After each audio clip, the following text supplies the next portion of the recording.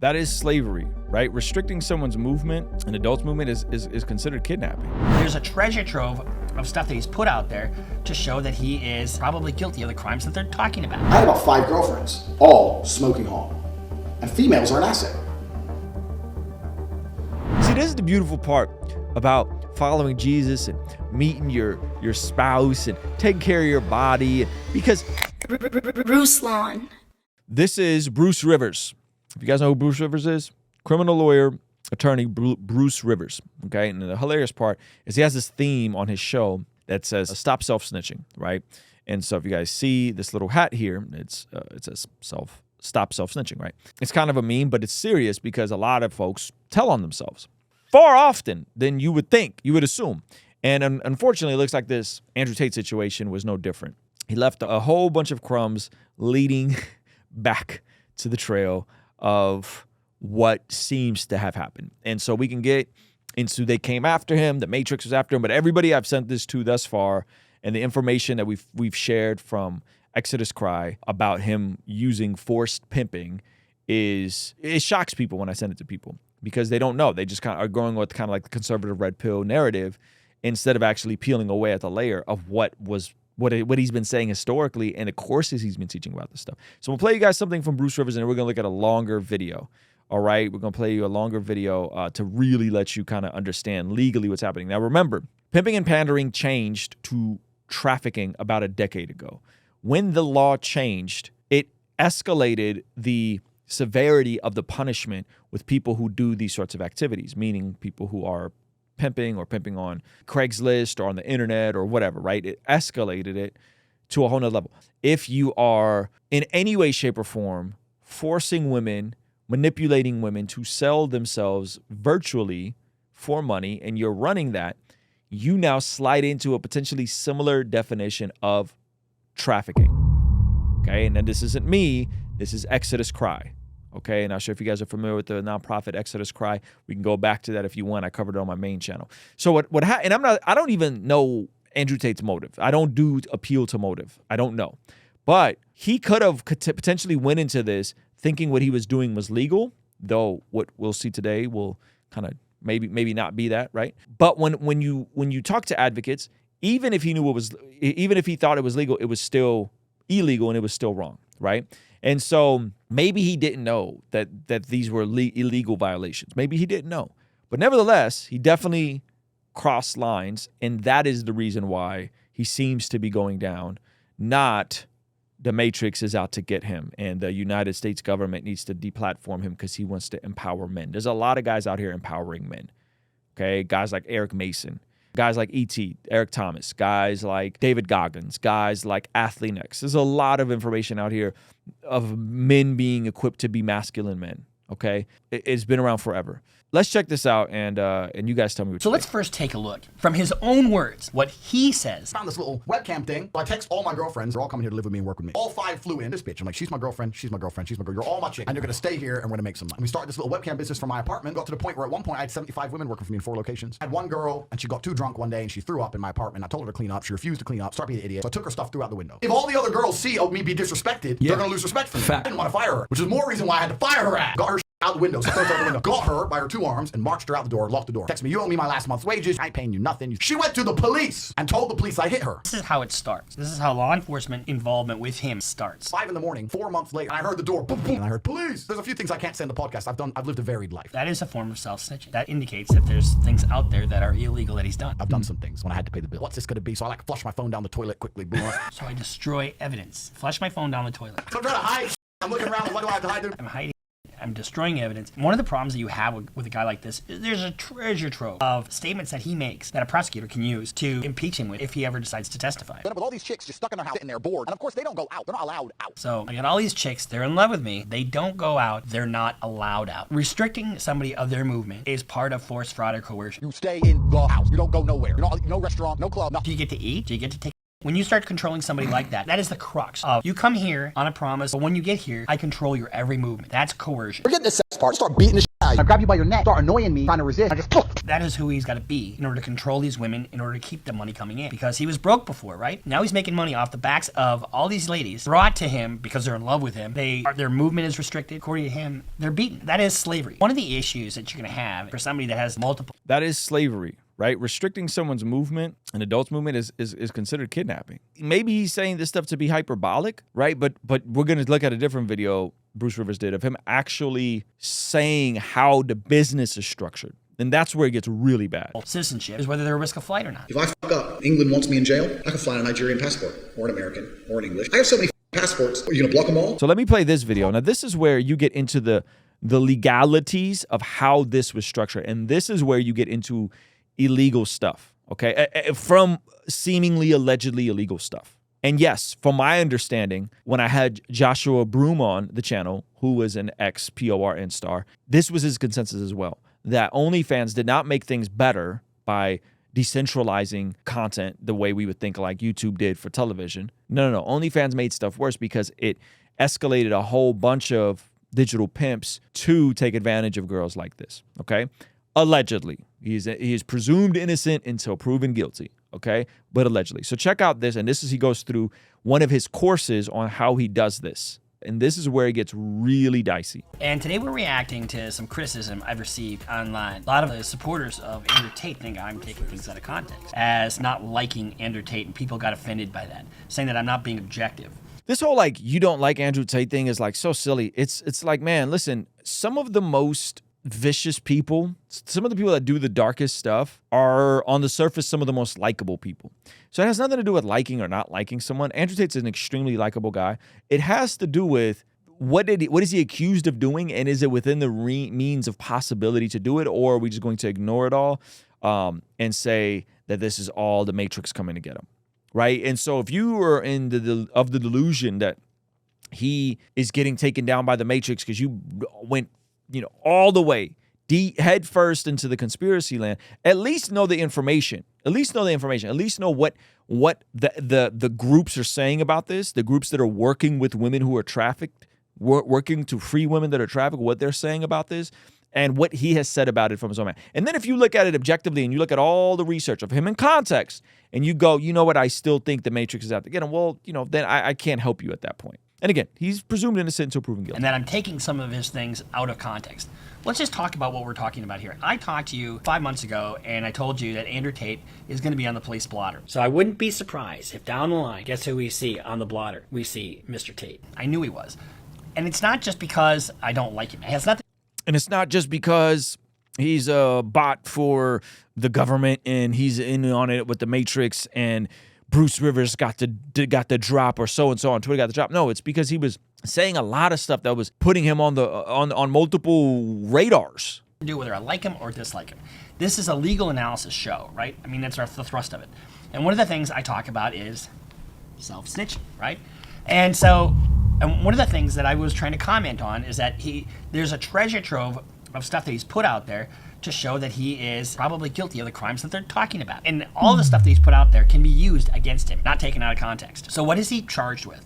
He's charged with sex trafficking. And I would venture to bet that maybe even some tax stuff might come down the pike. We'll talk about that a little bit more. We have three things: force, fraud, or coercion. Force, obviously, that's like being in chains and not being allowed to leave. Fraud, being kept there under false pretenses.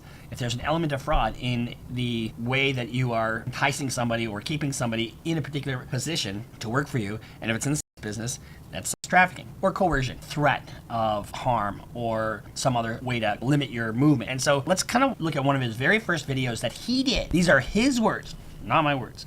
And I'm going to play it, and I'm not going to take it out of context. We'll play this. Let's just make sure I'm not taking things out of context. When you say webcam company, people assume, oh, it's just a sex fest. But in reality, it's a shitload of people management. The HR category of the webcam business is the largest and most important thing. You're effectively taking girls, teaching them how to make unlimited money from home, and then making sure they give it all to you. So you're making sure that you're teaching girls how to make a shit money and give it all to you. And I mean, tater tots, are we seeing no red flags yet? No? Now this is one of his first instructional videos. A lot of guys, he's got a lot of fans, and a lot of Remember, he sold a course on this. guys think, oh, in order to have some wealth, you have to have a Bugatti, you have to do this, you have to do that. In order to have wealth, you have to have self-pride. You have to know who you are as a person. And where do you get that from? You get that from building, as I've always said. So I do two things. I like to be motivation for younger guys and women for that matter, who are looking at maybe a possible direction in their career. So I like to motivate people in a very positive way. But the other thing I do is I do offer a legal analysis of what's going on here. Right off the bat, he tells you that his main goal is to have them work for him and him get all the money. Webcam studios everywhere. 100 rooms, 8-hour shifts, 3 girls a day. That's 300 girls a day working, and they all work on LiveGasming. So if you're going to go on LiveGasming, you're going to be competing with big-time guys. And what you want to be competing with is people at home in their bedrooms. You don't want to be competing with serious businessmen, because I know for a fact, Studio 20, the owner of Studio 20 and the owner of the website itself, Lives, and they've got some kind of backhander agreement. So all the Studio 20 girls appear high on the webpage. They appear at the top of the page. Obviously, if you're going to go on there, you don't want to scroll down 10 pages to find a girl. You're going to go to the girls in the first row. All his girls appear high up because he's giving the guy a backhand. It's all this business. It's a huge competition market. So you can see his main thrust is just making money. And he doesn't give a shit how he does it, really. He's going to tell you in a second here the origin of the story. And he's repeated these same concepts through multiple interviews, right? And so when you say I'm taking things out of context, we've sourced this and sourced this and sourced this, and he's repeated it multiple times. It is something when you hear who he wants to compete. He doesn't want to compete with the main factories. He wants to compete with the girls that are at home. So that gives you an indication that he's going, it's like in nature, I suppose. You go after the weakest. Now, I've told very shortly my story, how I kind of started my whole webcam business. I'll tell it again in detail here. I was fighting. I had some money. I had 70,000 pounds in a safe in my... One of our viewers had indicated that he's gotten most of his money from fighting. He had 70 grand, 70,000 euros or pounds or whatever he had. And that... Yeah, everybody knows Tate didn't build his fortune off of fighting. He built it off of women. That's how this thing got built. So that's an important distinction. I wanted to buy property in Thailand and move to Thailand. I needed 80,000, I was 10 grand short. And I thought I'd go to the casino and make the 10. That's also telling. I'm going to go to the casino and try to make money when he's not even a gambler. Guys, stay away from the casino. There's a reason that they're so big. Obviously, we don't know how that story went. So I lost 30, so now I need 40. I needed it quickly. So I was sitting there trying to find a way to make money. So how can I... It's a different version of the story that he tells. I don't know which one is true, where he talks about bad guys wanting to get him, and that's why he needed the 100 grand to pay these bad guys off.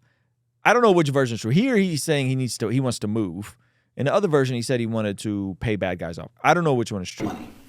And what I did was, I said to Tristan, I'm literally not leaving my room until I have a way for us to make more money. Because I can only fight so many times per year, and I know their income. So I got a pen and paper, and I was on YouTube, like researching, how people make money, what millionaires have, and they kept talking about assets. And I was sitting there thinking, what assets do I have? I'm trying to buy a property. I mean, I didn't own a property in the UK. Now, think about the word asset. What is an asset? Well, I suppose this hat is an asset. It's not worth much, but it's really the brand is worth a lot more than the hat is. But what is an asset? The office, the building, your brand, those are assets. Things that you own are assets. Times I didn't pay any tax to anyone. I didn't want to pay taxes, so I didn't buy a house because they took it from me. So I was like, what? And keep in mind, keep that tax theme in the back of your head. Yeah, this is the Assets tax do I is have? Okay, I have really a car, bad. I have this, I have that. And then I realized I had about 5 girlfriends, all smoking hot. And females are an asset. Attractive females are absolutely an asset. And you disagree with me, walk in the club with 10 blondes, and you'll see who the most important guy in the club is. Champagne shows. Who the cares who the most important guy in the club is? The most insecure guy in the club, it's important to that guy. But it should never be important to you to be the most important guy in the club. Who goes to these clubs? Like sincerely, I've been to like 1 or 2 clubs in my life, and it's usually loud music, drunk people. Who thinks that's a cool place to go? You're talking over each other, like it's a complete joke to me. Like it's just like when the scriptures talk about people being spiritually dead, man. Holy moly! I guess tater tots go to the club. I guess that's where you go, and then they wonder why they can't find any good, clean, moral women. What should be important to you is the people around you having their respect, but having their respect not because you're walking in there with 12 blondes. I've walked in the club with 10 girls, and there's guys next to me doing champagne shows. Is anyone looking at their table or my table? No one gives a about their table. He's the most important driving force of this planet. He's the only reason that empires were started and wars were waged. It's the only reason all you guys are out there are even interested in having money. If there was no pussy about, you wouldn't care about having money. You'd say, I'll have a little bit of money and I'll just play chess all day. I don't care about playing video games. The only reason we want cars and clothes and 6-packs and houses and shit is for girls. Yo, this is amazing. See, this is the beautiful part about following Jesus and meeting your spouse and taking care of your body. And because the last thing in the world that I'm driven by is because when you married and you love Jesus and you're solid, that's just not it's not something that's lacking in my life. Okay? Like that's not a motivating factor. There's a calendar. We're A-okay. Who are these people? Girls are the driving force. So when I realized I had all these assets, I had to find a way to monetize the assets. Now remember, the assets, were something you own. He's got 5 women that he believes are his assets. Now he's going to make money off of them. I knew some street. I've known him for a long time. Straight street, completely. In fact, no, it's not a completely different game. The psychological aspect is the same. So now I'm not taking things out of context. He's This saying is the him, psychological aspect of what he's going to be doing. And remember, the law changed, so we're all on the same page. About a decade ago, maybe a little longer, the law changed where and pandering changed to human trafficking. Back in the day, human trafficking used to be coyotes running people across the border. It used to be literally trafficking and selling people like slaves. That changed about a decade ago. And so and pandering now encompasses that, right? And so there could be a guy and a girl, they're in an open relationship. She's selling herself. He's making money off of it. That's now trafficking. And I know friends, guys that like I've shared the gospel with, taken them to church. They've kind of went to church on and off. That got caught up in this sort of stuff. Driving across state lines. They're in an open relationship. They drive across state lines. They're in Vegas. They leave San Diego. She sells herself. And then they got caught up for trafficking. It definitely wasn't what this sounds like Tate is doing. And it wasn't I got a brothel of chicks where the bottom and da-da-da. Like, and those guys have gone to jail. I'm not saying that's okay. I think that's all gross and disgusting. But I'm saying that people have gone to jail for trafficking for less, friends. It's the exact same psychological aspect of street pimp, and that is control. The skill I'm going to teach you is exactly the same. I could easily translate mine to a street business, and you could easily street with the things I'm going to teach you. I didn't want no one else to my girl. That's the truth. My girls. Long story short, blah, blah, blah, blah, blah, discovered webcam. And so when you look for a role model, look in another direction. This guy's going down, and I don't mean that, but the case is, he's making the case for them with his own words. The diversion is the Matrix, the global elites, yada, yada, yada. I think all of that pulls people away from like the reality of how dark this stuff is if you just criticize they do this and they do that, instead of, it's like, look over there, and then over here you're really doing some serious stuff. That's the tricky part about that, right? Is like you could talk about all this like the Matrix and they're doing all this stuff, but it's just a diversion. It's a distraction from the actual things you've said that are problematic, which he never really apologized for. He never really said my views on women historically have been wrong. I have evolved.